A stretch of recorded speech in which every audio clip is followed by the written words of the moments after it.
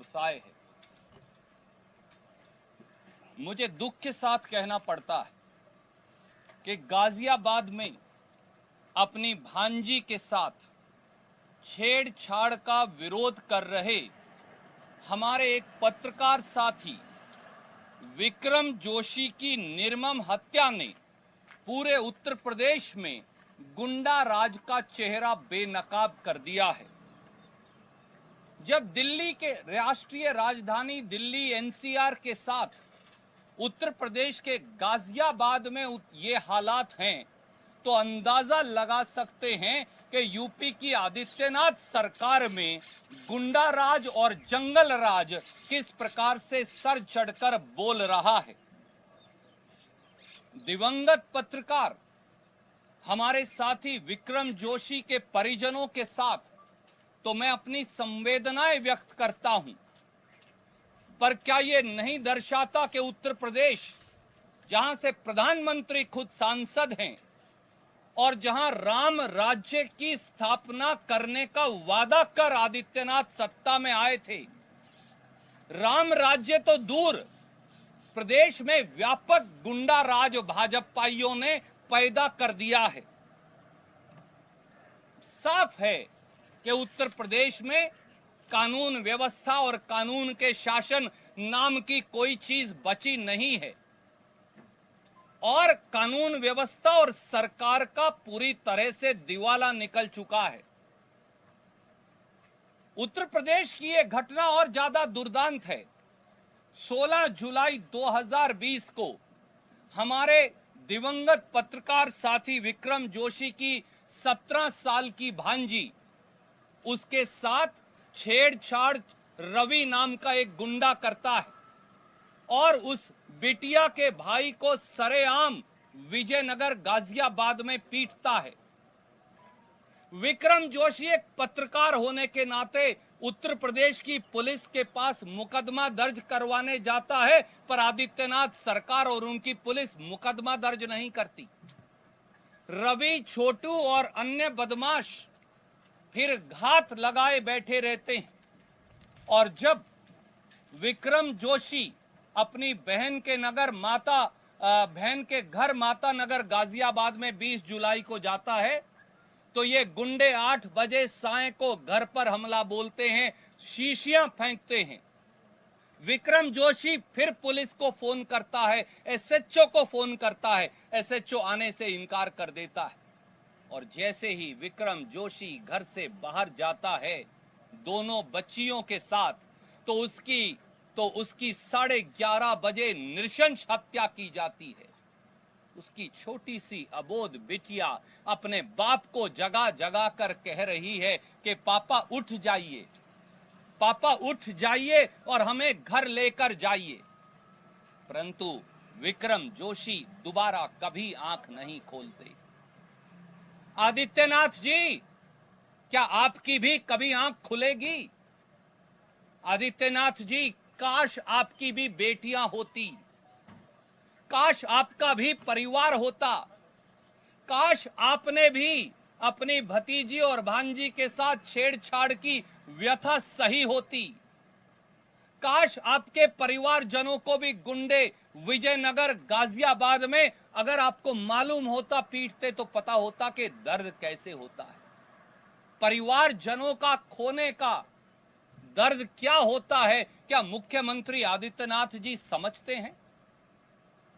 और उत्तर प्रदेश में तो साथियों पत्रकार होना पाप हो गया।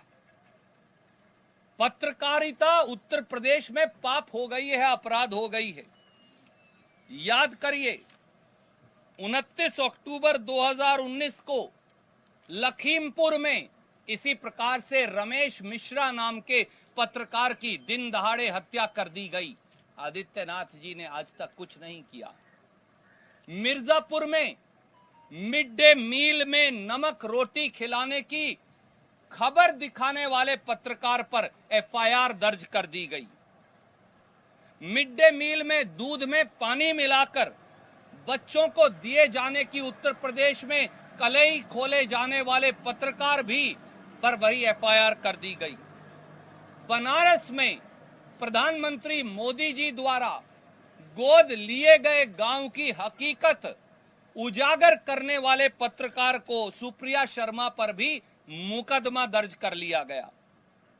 योगी जी द्वारा फैजाबाद में खुद लॉकडाउन का उल्लंघन करने की खबर दिखाने वाले वायर के एडिटर सिद्धार्थ वरदराजन जी आज भी एफआईआर और मुकदमा भुगत रहे हैं। बिजनौर में 5 पत्रकारों पर आदित्यनाथ जी ने एफआईआर दर्ज कर ली। आजमगढ़ में जब एक पत्रकार ने ढोल की पोल खोल दी तो उसे एफआईआर दर्ज कर जेल की सलाखों के पीछे भेज दिया गया। नोएडा में गाजियाबाद के साथ जो लगता है, पत्रकारों पर आदित्यनाथ जी की पुलिस ने गैंगस्टर एक्ट लगा दिया। क्या पत्रकार अब भाजपा को गैंगस्टर और गुंडे नजर आते हैं? एक पत्रकार प्रशांत ने ट्विटर पर कुछ लिख दिया तो मुकदमा दर्ज हुआ, बड़ा मुश्किल से सुप्रीम कोर्ट से छूटकर आया है। यूपी में घटिया पीपीई किट की खबर चलाने वाले स्थानीय चैनल के खिलाफ एफआईआर दर्ज कर एसआईटी की जांच बिठा दी गई। क्या भाजपा शासित प्रदेशों में पत्रकार होना अपराध हो गया है? क्या पत्रकार अब गैंगस्टर की परिभाषा में आते हैं? क्या पत्रकारों के बुलाने से, जानलेवा हमले होने पर विक्रम जोशी जैसे पत्रकारों के बुलाने से पुलिस नहीं आएगी? गुंडों को, खासतौर से नामजद गुंडों द्वारा पत्रकारों की दिन दहाड़े हत्या कर दी जाएगी?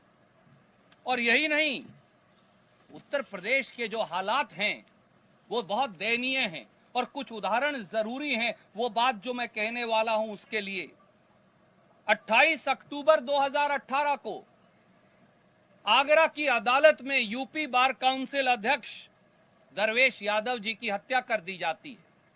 कहां है यूपी का शासन और प्रशासन? 12 अक्टूबर 2019 को झांसी में पंडित जगदीश सहित 4 सदस्यों को जिंदा जला दिया जाता है। आज के युग में जिंदा जलाना, कहां है भाजपा? 14 अक्टूबर 2019 को झांसी जिले के पिपरी बाजार में एक परिवार के 4 लोगों की दिन दहाड़े हत्या हो जाती है। 29 अक्टूबर 2019 को लखीमपुर में पत्रकार रमेश मिश्रा जी का कत्ल कर दिया जाता है।